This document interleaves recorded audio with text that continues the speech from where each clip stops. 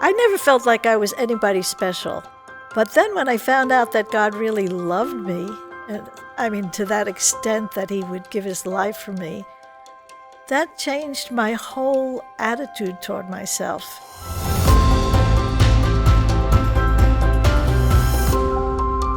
Estelle, Kelby, Florence, Silva, thank you so much for joining me. Well, thank you for having us. I appreciate your time. I'm excited about learning a little bit more of your story. I know it begins in New York City, where you were raised as Jews. Right. Help me out with something. You are Jewish or were Jewish? We are Jewish. It's in the DNA. Okay, so you're Jewish. Yes. But you were Jewish religiously as well. How religious was your family? Not very. No? No, we were what we call secular Jews. Okay. Our grandparents were religious. Yeah. Well, tell me a little bit about your background then. Who were they? When did your family, I'm assuming someone immigrated here to the United States. When did that happen? Who was that? Well, our father's parents came in the early 1900s. Okay. My father was 4 when he came over. From? From Poland. Okay. And from a family of 9 children. So he and his brother were the only ones left with their mother after the others had already come and tried to make some money to bring the others over. Oh. So they escaped a terrible life there. Yeah, you must have thought many times, what if they'd stayed? Things would have turned out very, very different. Oh, yes, because my father's whole family was wiped out during the Holocaust. Oh, is that right? Yes, those that had not come to America. Hey, I don't want to jump ahead, but let's jump ahead. So he came to the United States as a little boy in the early 1900s. Mm-hmm. You were raised knowing that you had family who were killed, murdered during the Holocaust. Mm-hmm. How do you internalize that? How do you live with that? What does that do to you, knowing that you have family who were just dispensed with so terribly? Well, that's the interesting part. It is internalized, and that's what makes you Jewish, not just genetically. It's because you identify with this. The fact that they didn't do anything wrong, they just happened to be born different from someone else. And this kind of, the terrible part about that is we felt that it was the Christians who were responsible for the Holocaust. Well, you were right. Yeah. You're right, right? Mm-hmm. That's true. I mean, before that, my father, before he left Poland, my grandmother was not allowed to go to school. There were all kinds of terrible conditions that were placed upon people just because of their background, their ethnicity. And you were raised cognizant of this. Go ahead. Yeah, and our mother's family, her father had come here to make a way for his family to come, and he went back, and then he decided, I'll stay. But you've heard of the pogroms in Russia. Mm-hmm. So the Cossacks, they came, the Christians that, kiss the cross or die, but anyway, they came. They took their, all the household silver and things like that, and then my grandfather decided, we're going to America. So gradually, he went back, and gradually the older kids who were already born came, but my mother was born here. So I was born on the other side of the world, raised where there was no religious persecution. As far as Jews went, I couldn't have told you if there was one Jew in the entire country. Jews had no profile. There was no significant Jewish community. No one was persecuted for anything, really. And yet you lived knowing that you had family members who were put to death and other family members who were persecuted. How does that impact you? How does that impact the way you view the world as you're growing up? You're taking this on board while you're kids. So how does that impact the way you see the world around you? Well, we were very young when this happened, In fact, we were in Carnegie Hall. We performed in a program begging them to open the gates and let the Jews back into Palestine. We were how old were we? 8 and 9 or 8 and something 9 like years old. Yeah. And we represented the children that had been murdered. Crying out. The voices crying Yeah. out. That was our debut. That's heavy for children, isn't it? Oh, Yeah. yes. Oh, yeah. When World War II started, we were great moviegoers because my mother would give us a nickel. You could go to the movie, and there were newsreels, and there were 2 pictures and comics and sequels and all kinds of things. But when the newsreels started showing, the Nazis going through all the countries, it started to really affect us. We had blackouts. You had to be very careful. We had special curtains you had to close and no lights on. So we wore plastic tags in school with kind of like a dog tag. So the war was very real to us. Yeah, it was. It seems like so long ago. It was, but it wasn't. Mm-hmm. And particularly for people who lived through it and remember it.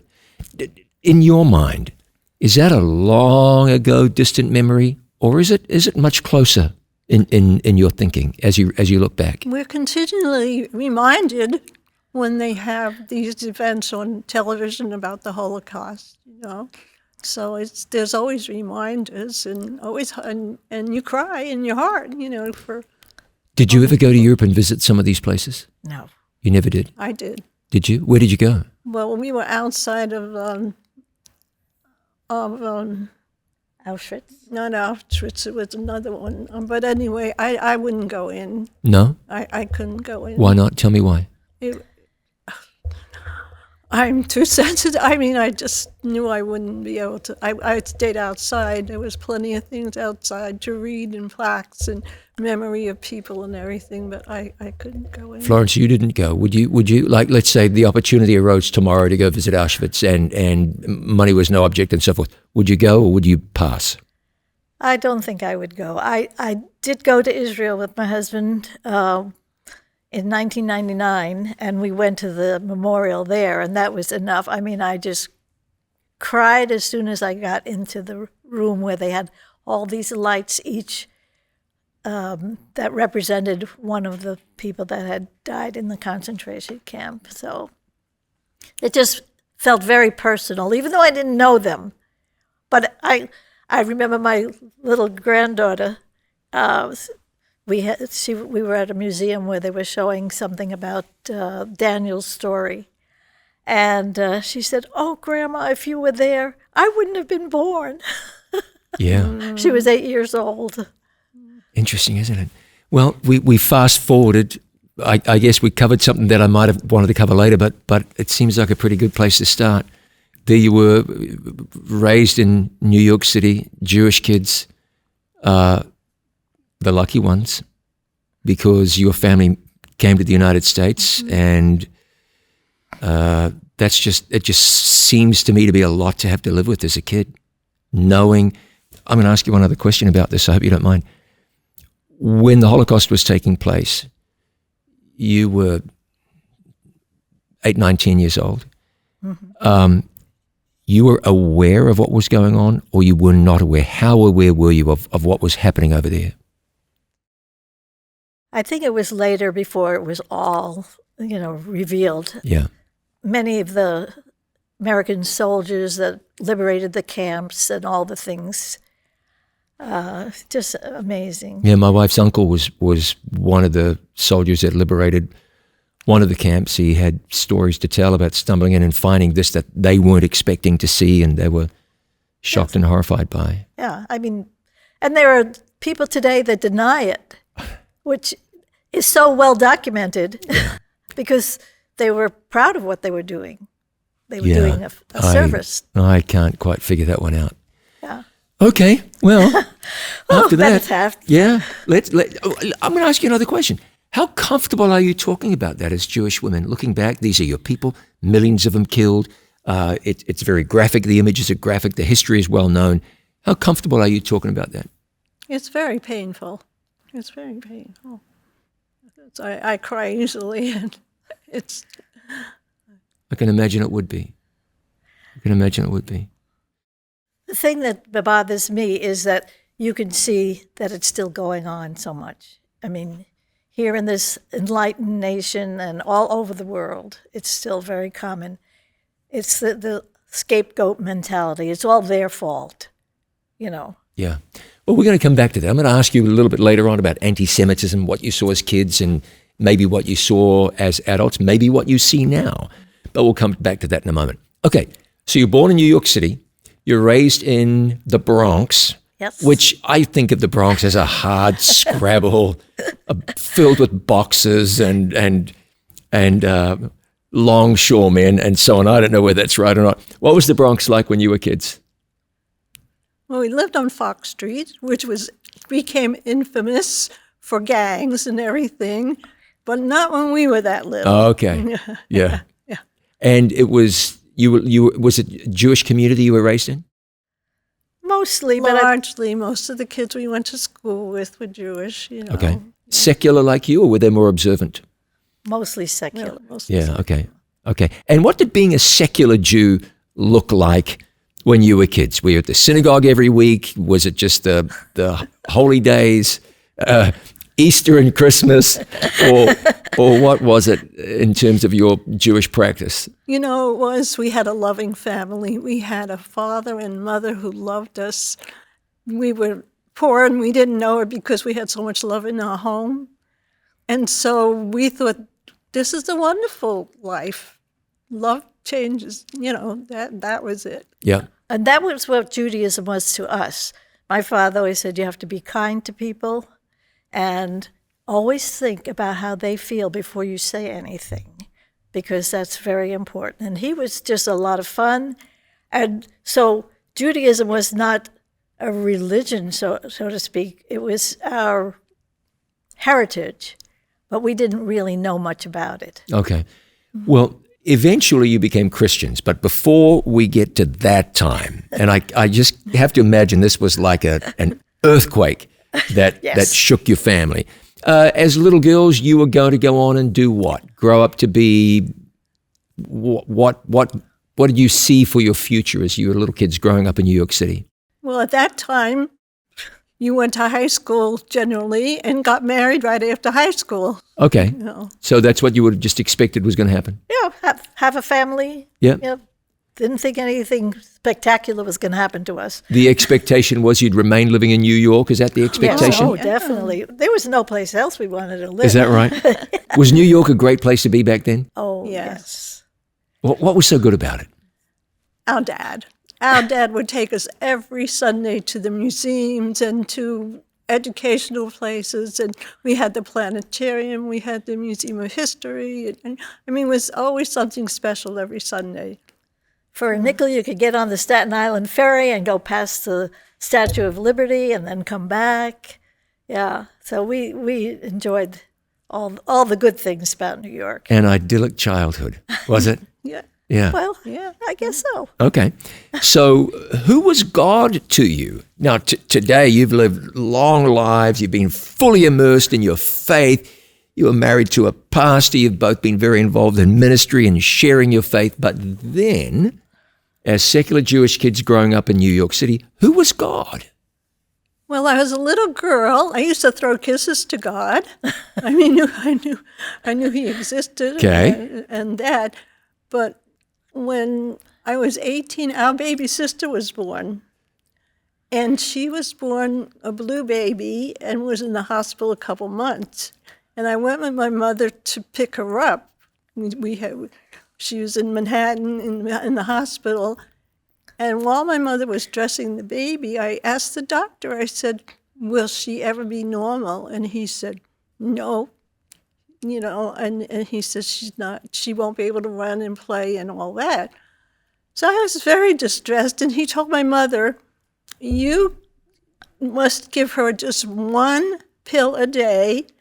If you forget, it could be fatal. If you forget and give her two, it could be fatal for her heart. What was the pill? Anyway, so of course my mother was walking on, and so I remember looking out of our tenement house window and saying, God, please help this baby. I don't understand it. And so when my mother took her to the doctor, he looked at her, he said, she's fine. You don't have to give her those pills anymore. So that was my really biggest first encounter with God. Well, and you put the pieces together and you figured God answered my prayer. Well, later on. Yeah. Florence, you as a child, what was your view of God looking through this secular Jewish lens? Well, I figured there had to be a God. I heard about him, but I didn't really know anything about him. We're talking about the background, the Day of Atonement. That was my first experience. I thought, everybody does fasting and praying, and so I took that opportunity when I was about 14 that I was going to fast for the whole day. And I thought, well, God will be very proud of me. I knew my grandmother was proud of me, and I was proud of me. Sure. And so, it was all, that was the thing that I did, and I thought, well, I fulfilled my obligation.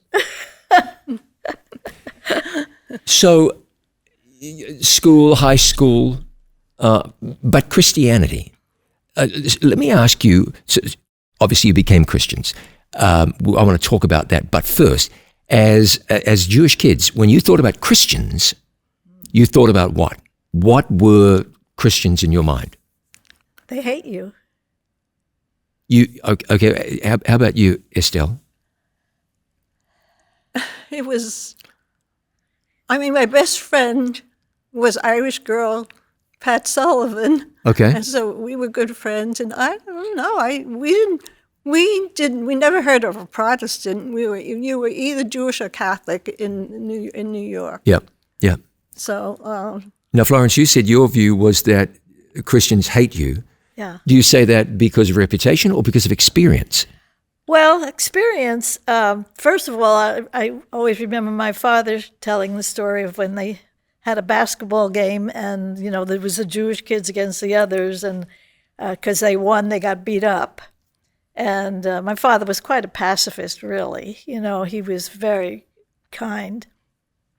And one time when I was getting on the subway, somebody, said, "You dirty Jew." That's the big thing that they yell at you. I didn't know who it was. And they were told, later on I had Christian friends, but nobody that ever told me about Jesus. Let's say that. They were, you're fine and I'm fine and that's it. So like she said, mostly Catholics and Jews. There was maybe a couple of Protestants in high school. Yeah. So you experienced hostility. Hostility, yeah. Based on so your you didn't race. Feel safe. Oh, really? Right. So you felt safe among your own people. That's the thing. But outside a Jewish enclave, you felt vulnerable and unsafe. Mm-hmm. What a way to live, huh?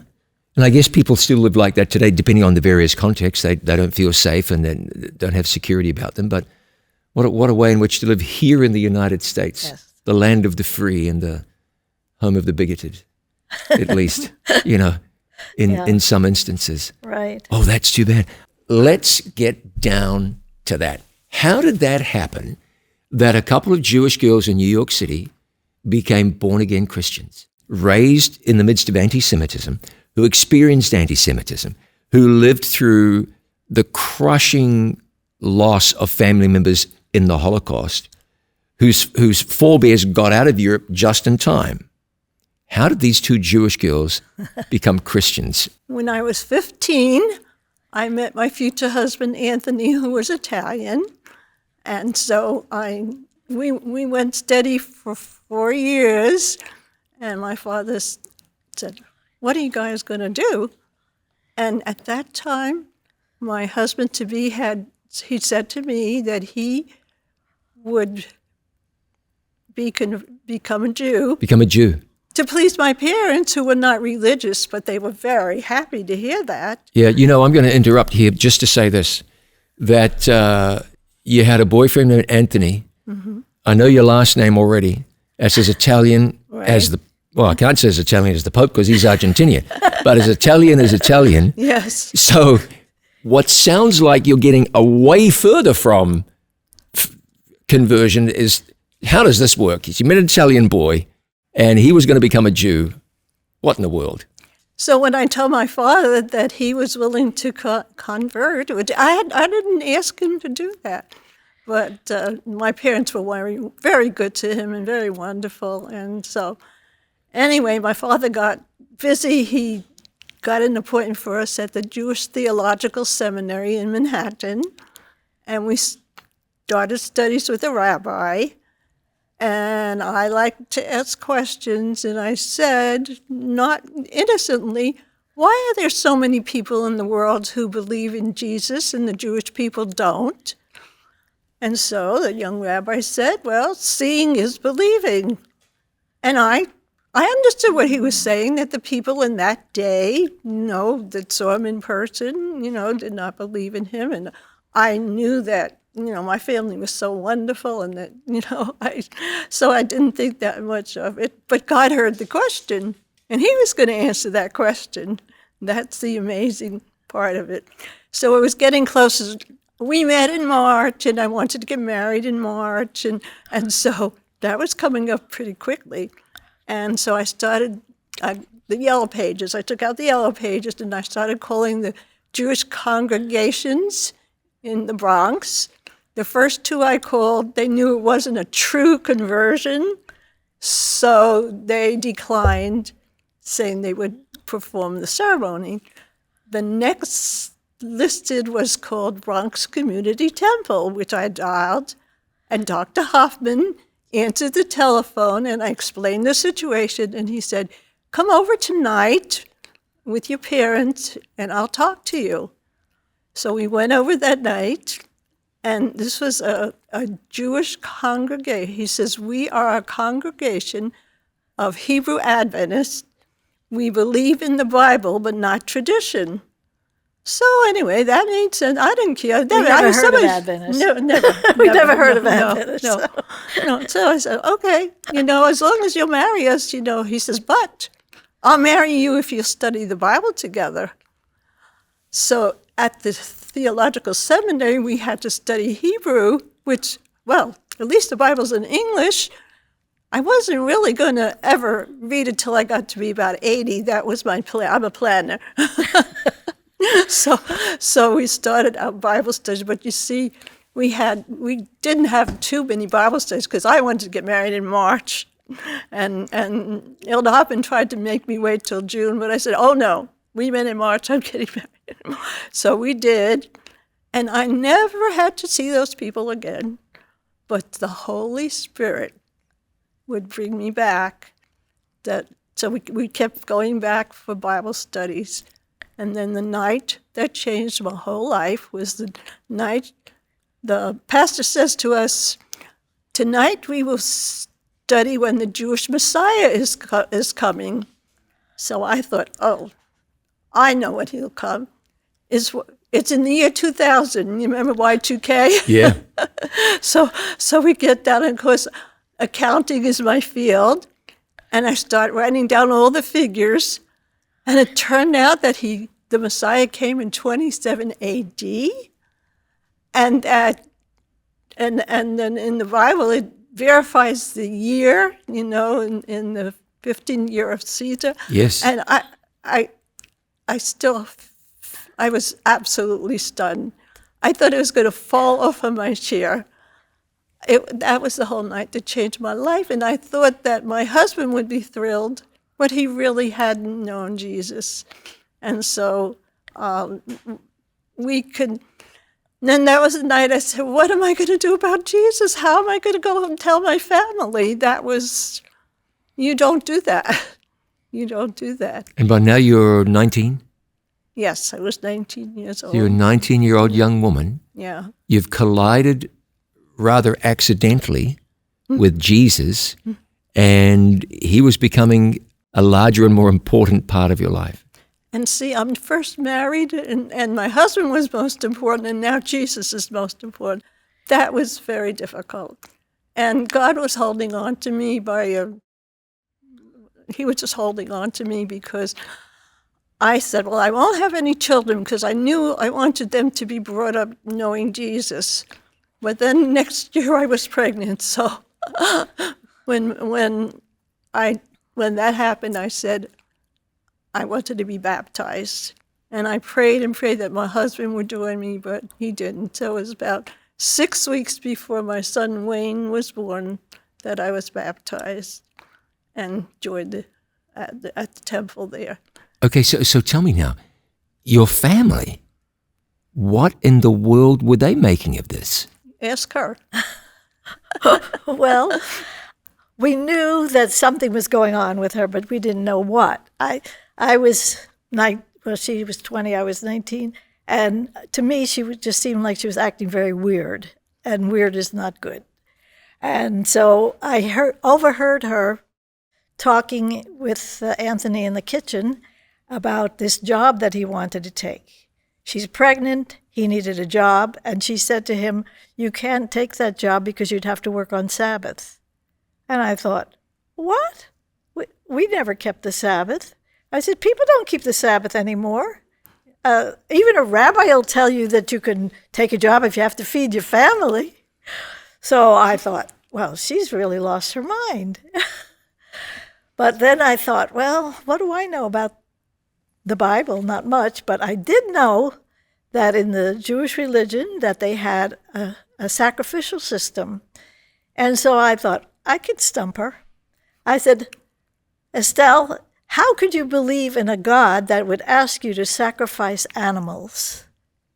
And she said to me, that's a wonderful question. What was your answer to that question? Well, I proceeded to give her the study in Daniel, the 9th chapter.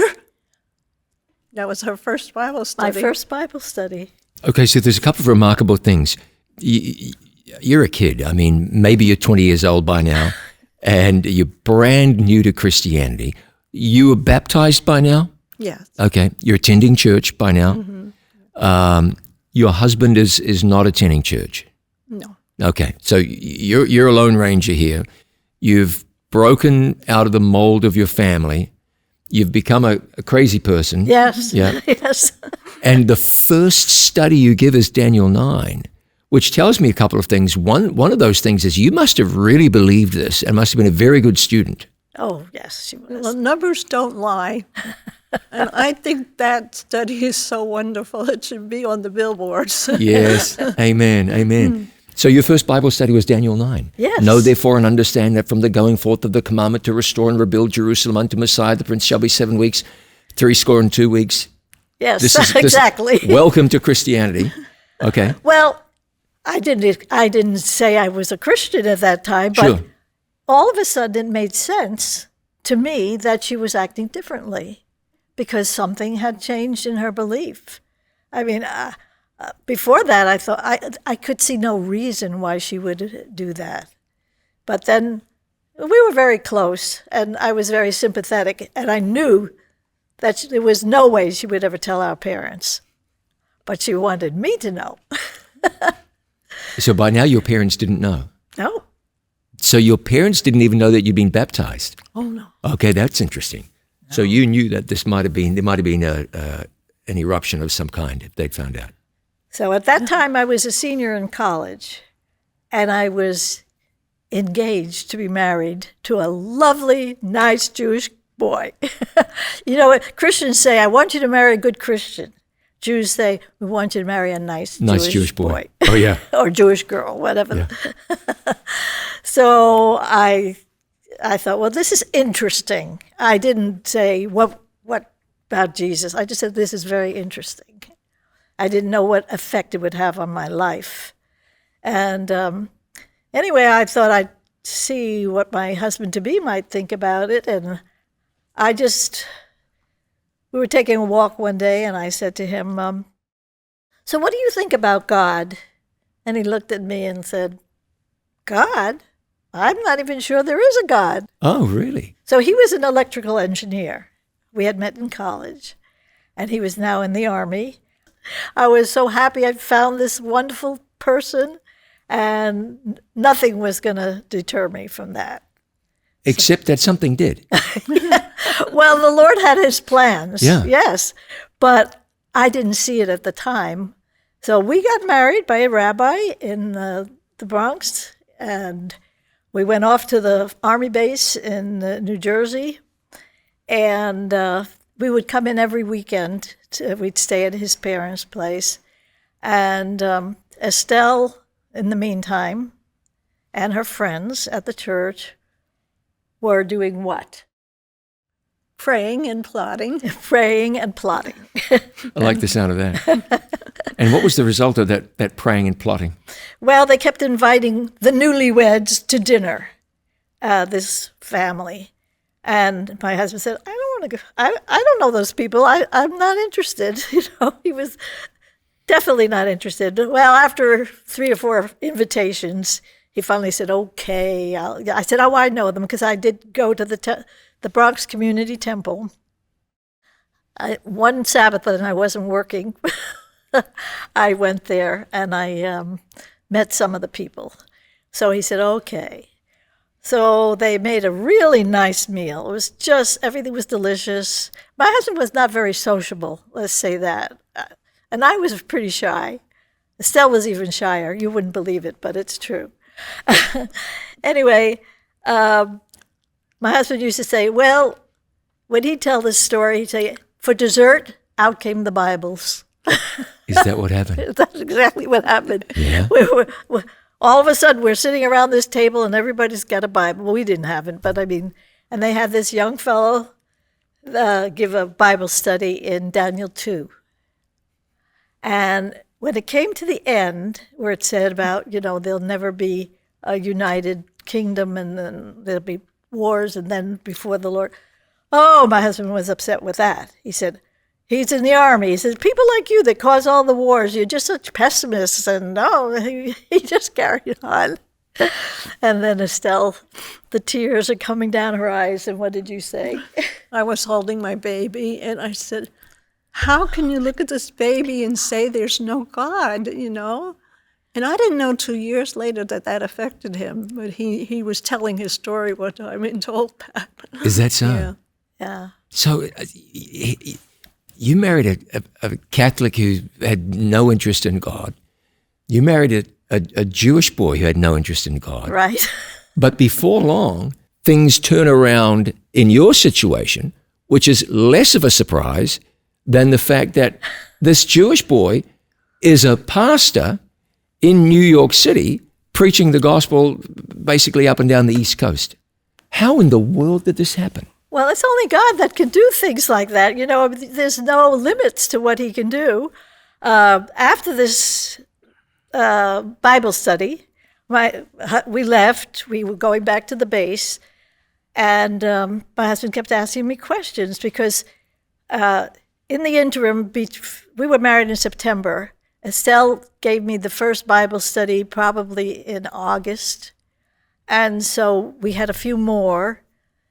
And he kept asking me questions, and I said, I don't know. I don't know the answer. And we got back to our apartment, and he had a Bible that he used in college for a humanities class. They tried to do certain things for engineers that they, sort of civilized them.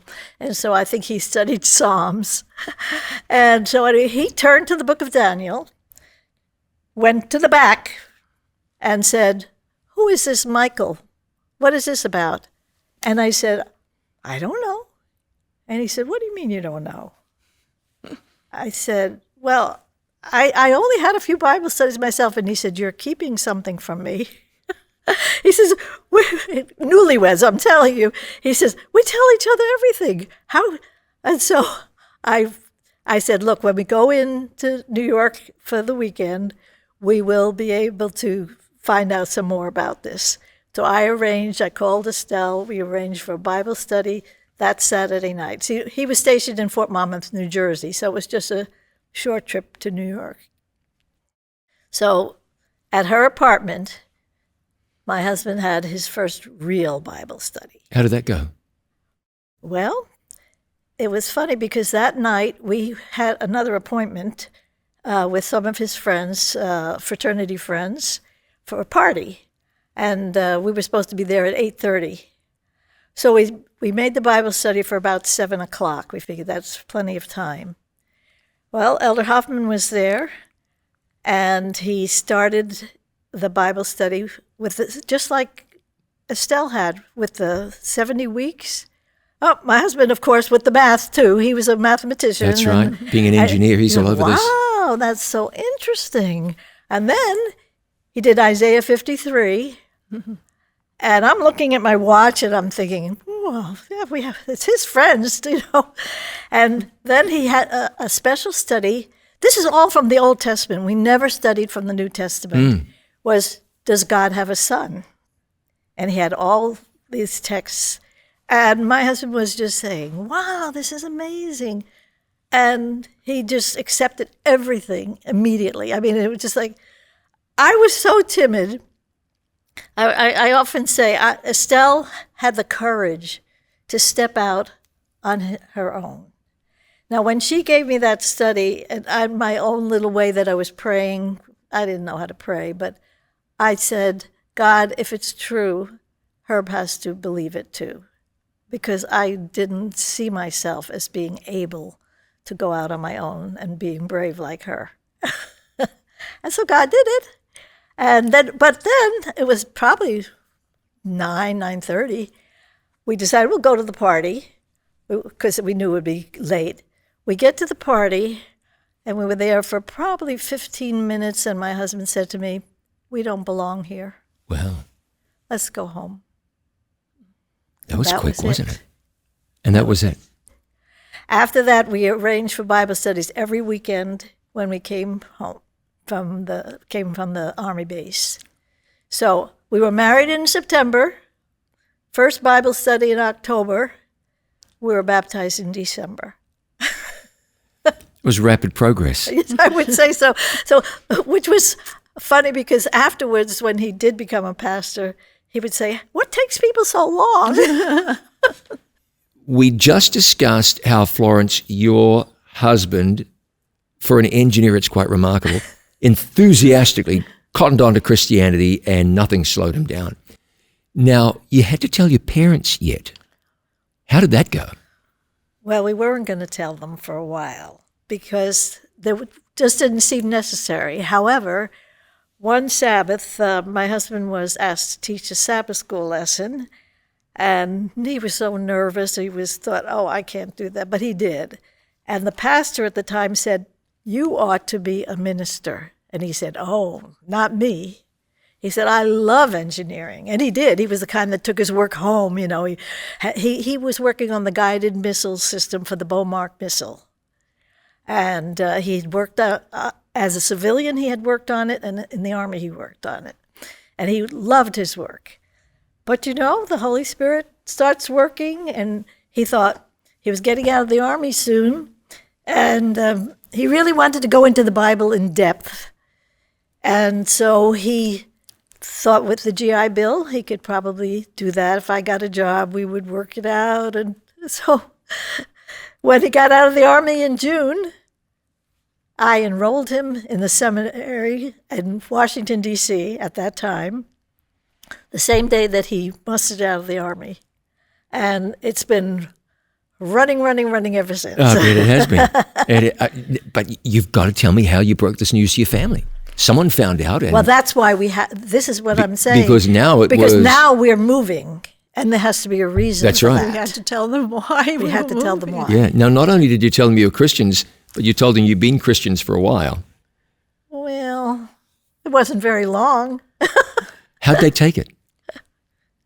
It was very sad. They couldn't understand it. It was difficult for them. It's like if your children came to you. Yeah, and said that they've gone off and joined some other faith altogether, a completely different religion. Right. I can understand that. Right. Now, the fact that they weren't especially observant or especially devout, that didn't soften the blow either. Oh, no. No. No. A friend of mine, a Jewish fellow, became a Christian. His mother said, you are finishing what Hitler started. Yeah. She said, I would have been happier if you had stuck a knife in my chest. That's what she said. I think she was quite a religious Jew. But this wasn't just a matter of switching sides, changing ideas. This was a matter of leaving a culture and joining a culture, which you said earlier, the perception was, these are the people who killed our people. I can imagine it was difficult for your family. It was very difficult for all of us. I cried and cried and cried. Yeah. You know. Yeah. How long before the wound started to heal? Did it ever? Oh, I remember my mother said, I won't be able to come to your house because we were eating differently now and everything. And she was down there within weeks of when we moved, she came. and I mean, you know, we had so much love with our parents. And I remember, you know, they would come down when they could, you know, and we would, you know, go up every Christmas, we would go up. Your other siblings, what did they make of all of this? Well, our brother took it very hard. He was about 15, and he couldn't understand how we could do anything that would hurt our parents. He was very much like my father, very kind and loving, and you know, he just could not understand it. So he became quite involved in Judaism. Oh, okay. He was, as he grew older, he became the president of his synagogue and raised all of his children, you know, with the bar mitzvah and the bat mitzvah and things like that. So that was his reaction. I don't think he ever forgave us, but he loved us and we loved him. And that's about the most you can ask for. Right. Sure. Now, you came out of, it's not like you left the Methodist church and became a Baptist. Right. This is night to day. Yeah. And I can imagine from the outward appearance, people just look like people and you don't really know what's going on under their skin. But I can imagine that you left a culture, attached yourself to another culture, a completely different belief system. How did that process of assimilation or acculturation play out for the two of you? Was it difficult? Was it easy? Was it a challenge? Was it no problem? How did that go? Well, I think one thing that helped was that we were together, you know, Yeah. So, and we were learning, you know, we were just beginning to read the books so everything was a new revelation to us. But the Lord worked in certain ways that we came to the same conclusions at the same time. Isn't that something? Yes. Yeah. Let me ask you a question. So you came out of one entire culture, out of a religion into another religion. You came into Christianity, into Seventh-day Adventism. Did the church provide the kind of support and the level of support you feel like you needed at the time? Or was there something lacking? Well, this Bronx Community Temple was an anomaly. I mean, it was a group of mostly Jewish converts. I see. And so, of course, we felt very safe there. It's just when we left the nest, so to speak, and started going elsewhere, we met lovely people. I mean, it was almost like a honeymoon. You know, we never met anyone that we didn't like and that we didn't think was wonderful for quite a long time. Oh, fantastic. So God gave you a nice soft landing. Yes. That was true for you too, Estelle? Yeah, we were moving to Tacoma Park. I thought, this is like going to heaven. Well, tell me a little more about your husband and his journey, Estelle. Well, one thing he did, he supported me sending the children to church school because he had painted some schools and saw how the kids act and how everything was in the public schools. So he was supportive of that. And he more or less, you know, said whatever you want to do, you know, so he didn't interfere. Fortunately and blessedly for me, he had met an Adventist couple. He was working part-time at the gas station, and so was this guy. And so he says to me one day, they're moving on our street. I said, wonderful. So anyway, I don't know if this was Dawn and Chris Setti, and they had a 2-year-old daughter, and our daughter was 2-year-old, and so we ended up, that's why, because they were my husband's friends first, we did thousands of things together. So that was such a gift from God. I can imagine it was.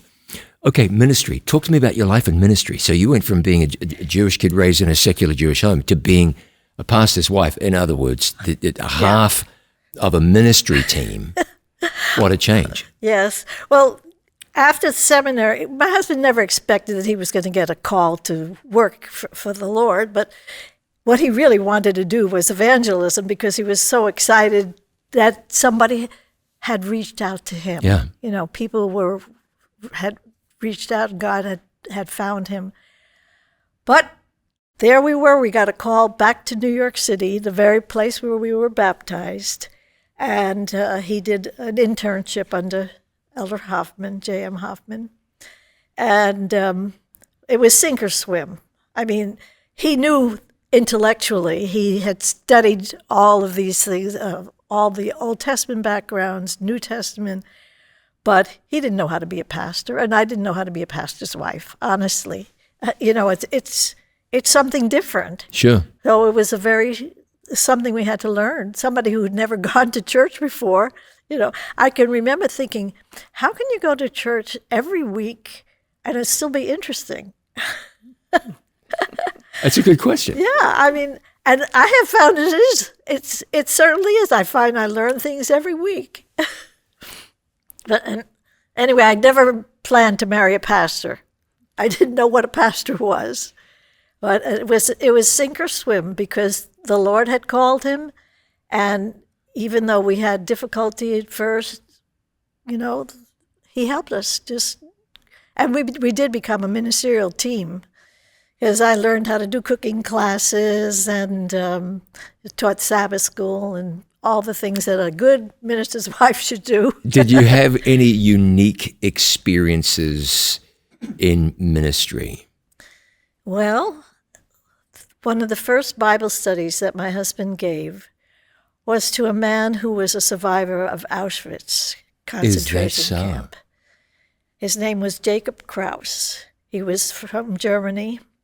He went into the camp with his wife and 2 little boys, and they were immediately exterminated, the children and the wife.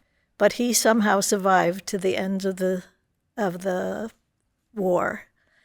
And when they were liberated, there was a table set up, and some people, I imagine from the Seventh-day Adventist Church, had set up some things where they were going to try to help the survivors. And that's where he met this German girl. They eventually they got married and came to the United States. They had 2 little boys. Just, it was amazing. And he was coming to the Bronx Community Temple, the Congregation Hebrew Adventist. And when my husband studied the Bible with him, he accepted it. And so that was a wonderful, wonderful experience. So, with God, all things are possible. A Jewish Christian pastor studying with concentration camp survivors. Isn't that amazing?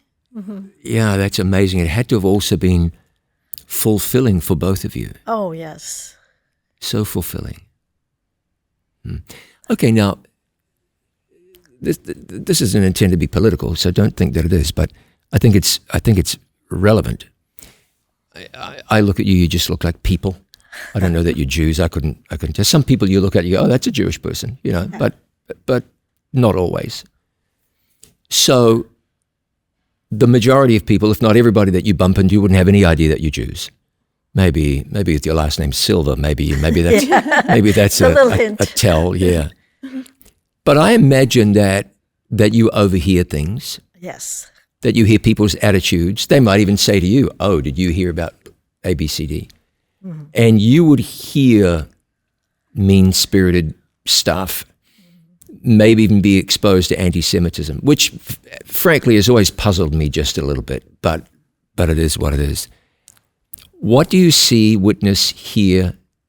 How do you deal with it when it comes to anti-Semitism and your own experience? Maybe both of you have experience with this, I don't know. Well, I know I have. And it really hurts if it's people that are claiming to be Christians. And the fact is, it's like with black people who experience prejudice. I mean, it's so obvious. So people, they may not say something in their presence, but like you say, people might not know this. So they would use expressions that are hurtful. I've even heard it on television. And people, I mean, there are stereotypes. Yeah. In any culture, there's stereotypes. But all of that is hurtful. But you push it back. You say, okay, they don't know. I mean, just pray for them. Yeah. So, Estelle, you're 92. Florence, you're 91. Yes. It's been almost literally 100 years since you were of the Jewish faith. That's a long time. How Jewish are you today? Well, if you took my DNA, it would say 100% Ashkenazi Jew. Yeah, there you go. So, and we spoke earlier, you've got the religious thing, but the cultural thing as well. Yeah. So you're Jewish. Yes. Interesting, isn't it? Yeah. Jewish, but Christian. Right. Yeah. 100%. Well, Jesus was a Jew. Yes, he surely was.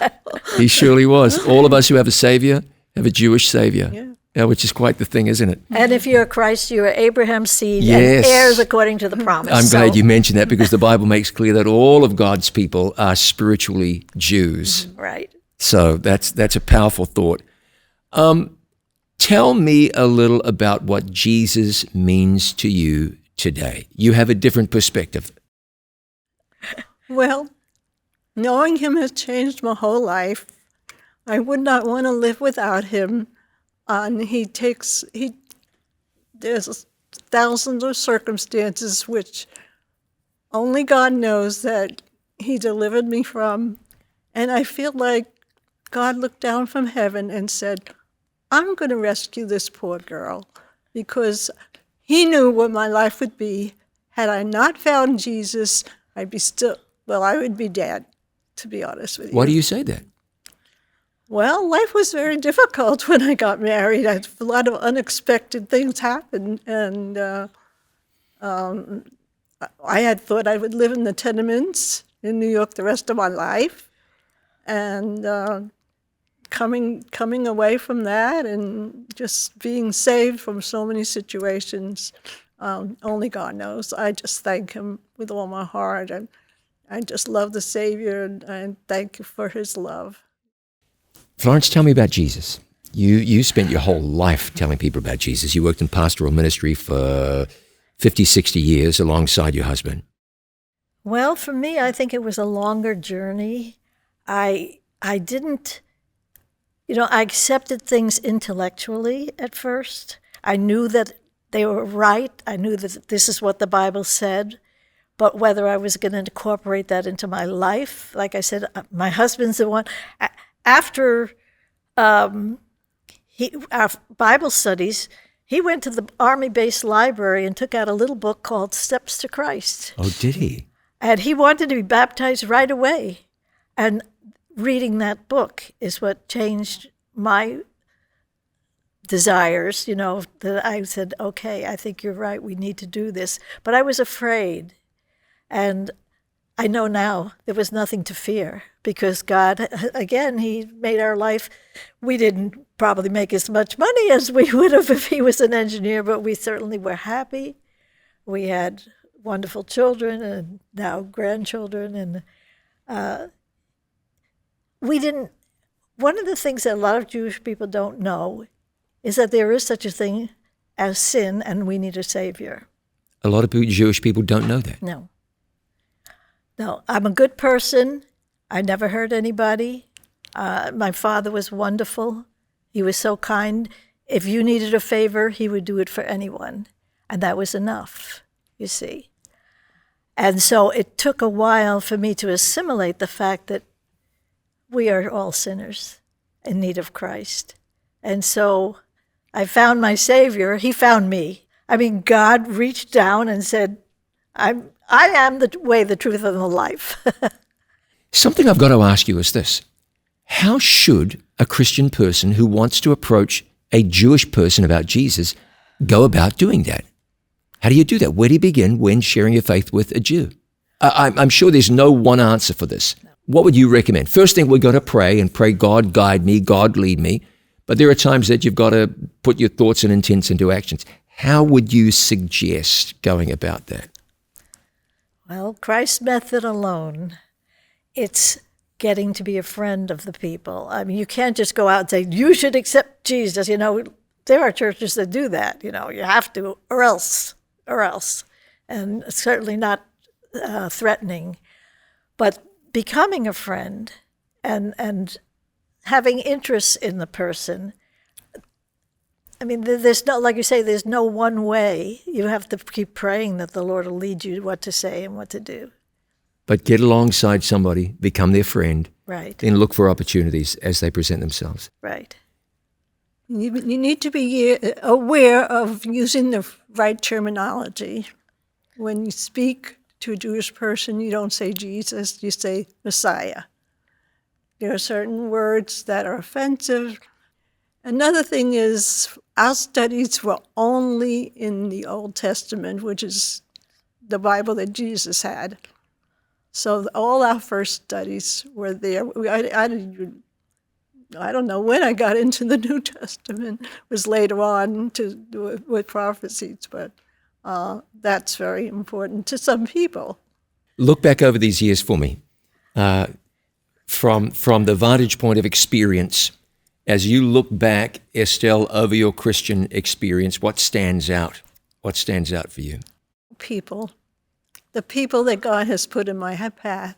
You know, he gives us a flock, and the flock is growing, and we've had wonderful experiences with people through Bible studies, and just even people who won't even accept, they become, you know, your family, you're part of you. I just love people.